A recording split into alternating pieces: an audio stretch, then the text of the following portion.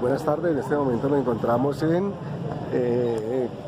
Confandi de la 17 con Quinta. Se acaba de disparar la alarma de incendios, estamos esperando a ver qué pasa. Están los señores de la brigada mirando adentro, ya sacaron a toda la gente para el punto de encuentro.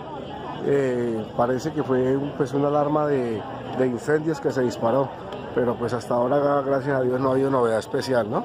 Bueno, alguna cosa yo le estaré informando a todos por este medio.